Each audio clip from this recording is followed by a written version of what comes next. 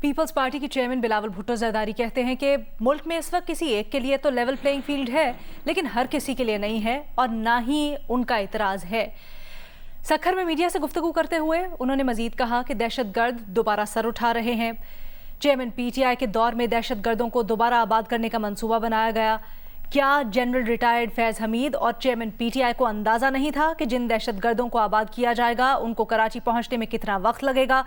کیا ان کو اندازہ نہیں تھا کہ یہ دہشت گرد دوبارہ فوج پر حملہ کریں گے؟ بلاول نے کہا کہ غلط فیصلہ کرنے والے اگر سیاستدان ہیں تو ان کا احتساب عوام کریں گے، اگر غلط فیصلہ کرنے والے دوسرے ادارے کے لوگ تھے تو وہ ادارہ ان کا احتساب کریں۔ ان دہشت گردوں کے واپس آنے کی کہانی کھلنی چاہیے۔ بلاول نے کہا کہ ملک میں اس وقت کسی ایک کے لیے تو لیول پلینگ فیلڈ ہے لیکن ہر کسی کے لیے نہیں ہے اور یہی ان کا اعتراض ہے۔ کیا جو جنرل فیض صاحب تھا اور جو عمران خان صاحب تھا یا جو بھی اس پلان میں انوالو تھے، ان کو یہ اندازہ نہیں تھا کہ اگر وہ سابق ٹی ٹی پی، سابق القاعدہ کو میرا فاٹا کے علاقے میں پھر سے آباد کریں گے تو کتنا دیر لگے گا ان کو ہمارا کراچی پہنچنے تک؟ 2-3 شخص یہ فیصلہ کر سکے کہ قوم کے دشمن کو وہ معاف کر سکتے ہیں پارلیمان سے پوچھے بغیر، عوام سے پوچھے بغیر، تو اگر آپ ایسے کام کریں گے تو پھر یہ مسئلے ہوں گے جیسے آج کل چترال میں ہو رہا ہے۔ اور جو لوگ اس غلط فیصلے میں انوالو تھے، اگر وہ سیاستدان تو پاکستان کے عوام ان سے احتساب کریں گے، ہم ان کا احتساب کریں گے۔ اگر وہ کسی اور ادارہ میں تھے تو وہ ادارہ آپ ان لوگوں کا احتساب کرو کہ یہ کیسے ہوا اور کیسے ہوا۔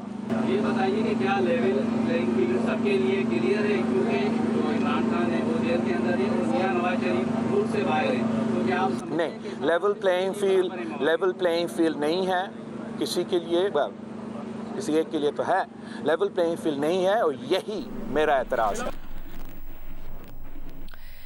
ایم کیو ایم پاکستان نے سانحہ بلدیہ فیکٹری کیس میں سزا پانے والے اپنے ساتھیوں کو تنہا نہ چھوڑنے کا اعلان کر دیا۔ خالد مقبول صدیقی کا سانحہ کی تحقیقات کے لیے عدالتی کمیشن بنانے کا مطالبہ سامنے آیا ہے۔ کہا عبد الرحمان بھولا اور زبیر چریا کو اس واقعے پر بے گناہ سمجھتے ہیں، سانحہ میں شہید ہونے والے اور بچانے والے بھی ہمارے ہیں۔ فیصلے میں کہا کہ یہ ایم کیو ایم کی قیادت کی اجازت کے بغیر نہیں ہو سکتا، اعلیٰ عدالت کو اپنی ماتحت عدالت کو دیکھنا چاہیے۔ مصطفیٰ کمال کا کہنا ہے کہ اگر ایم کیو ایم قیادت نے آگ لگائی تو ہمیں پھانسیاں دیں، کارکنوں کو کیوں دے رہے ہیں؟ ایم کیو ایم قصوروار ہے تو سزا صرف ان 2 کارکنوں کو کیوں دی جا رہی ہے؟ مزید تفصیلات بتائیں گی کراچی سے کرن خان۔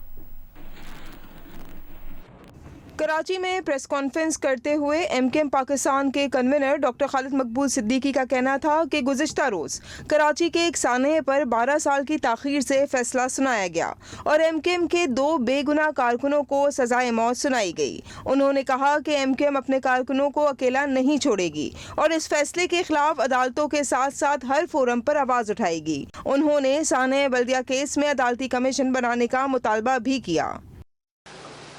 کل کے فیصلے میں لکھا ہے کہ یہ ہو ہی نہیں سکتا کہ ایم کیو ایم کی اعلیٰ قیادت سے پوچھے بغیر یہ واقعہ ہوا ہو۔ آپ جج صاحب نے اپنے اندیشے کا اظہار فیصلے کی شکل میں دے دیا۔ ڈاکٹر خالد مقبول صدیقی کا کہنا تھا کہ اگر اس سانحے کا کسی کو ذمہ دار ٹھہرایا جا سکتا ہے تو وہ اس فیکٹری کے مالکان ہیں۔ ان کا کہنا تھا کہ اس کیس میں وہ پہلے بننے والی جے آئی ٹی کو کیوں تسلیم نہ کریں اور اس جے آئی ٹی کے فیصلے کو کیوں تسلیم کریں۔ ایک تو یہ سوال کہ ہم پہلے بننے والی جے آئی ٹی کے فیصلے کو کیوں تسلیم نہ کریں اور بعد میں بننے والی جے آئی ٹی کے فیصلے کو کیوں تسلیم کیا جائے، اس کے پیچھے کون سا قانونی پہلو پوشیدہ ہے۔ ایم کیو ایم پاکستان کے سینئر ڈیپٹی کنوینر مصطفیٰ کمال کا کہنا تھا کہ اگر فیصلے میں کہا گیا ہے کہ یہ واقعہ ایم کیو ایم قیادت کی اجازت کے بغیر نہیں ہو سکتا تو پھر انہیں سزائے موت دی جائے۔ ان 2 کارکنوں کو کیوں سزائے موت دی گئی؟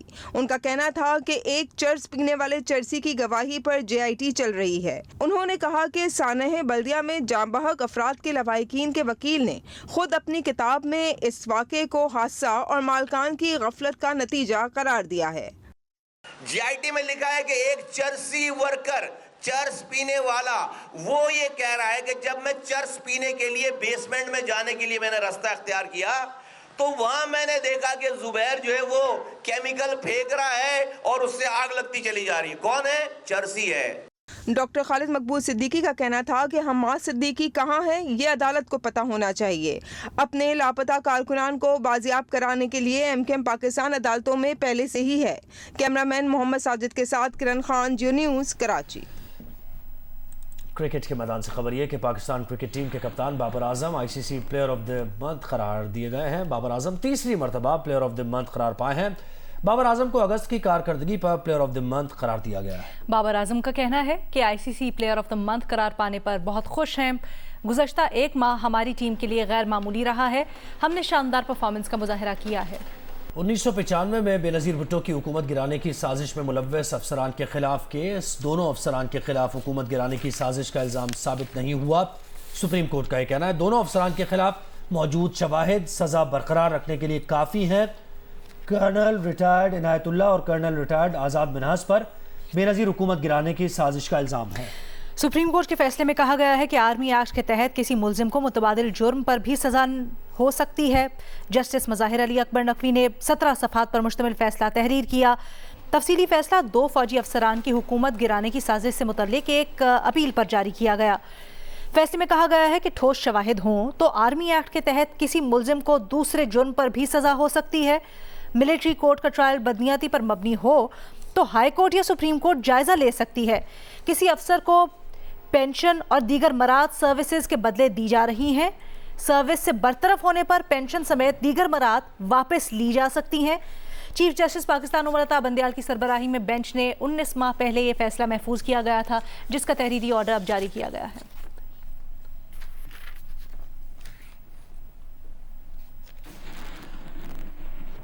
سینیٹر شیری رحمان کہتی ہیں کہ ماحولیاتی تبدیلی کے بحران سے نمٹنے کے لیے این جی اوز کا تعاون اہم ہے. ماحولیاتی تبدیلی کس طرح متاثر کرے گی اس سے متعلق ہمارے پاس ڈیٹا کا فقدان ہے. پاکستان ہیومینیٹیرین فورم کی تقریب سے خطاب کرتے ہوئے شیری رحمان کا کہنا تھا کہ سائیکلون بپرجوئے سے بچنے کے لیے لوگوں کو محفوظ مقامات پر منتقل کیا. کسی بھی بحران میں سب سے زیادہ متاثر خواتین اور بچے ہوتے ہیں. انہوں نے کہا کہ پیپلز پارٹی نے سیلاب متاثرہ خواتین کو بااختیار بنانے کے لیے انہیں زمین کی ملکیت دی. ہم نے ماحولیاتی بحران سے نمٹنے کے لیے اڈیپٹیشن پالیسی کا اجرا کیا. ہر سٹیک ہولڈر کو نیشنل اڈیپٹیشن پلان کے مقاصد اور اہداف کے مطابق کام کرنا چاہیے.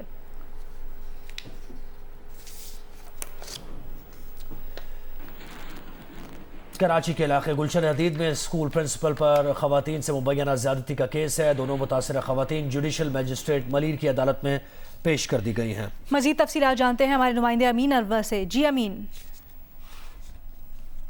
امین آپ ہمیں سن پا رہے ہیں؟ جی امین ہمیں بتائیے گا کیا پیش رفت ہوئی ہے؟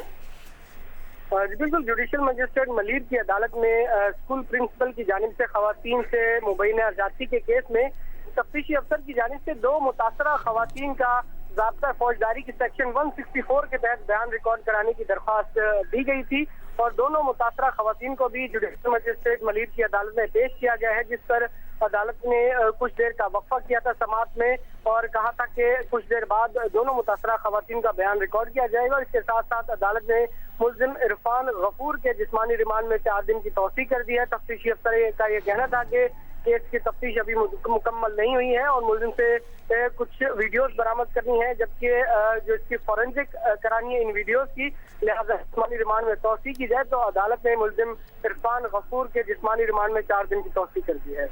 بہت شکریہ امین تفصیلات کے لیے.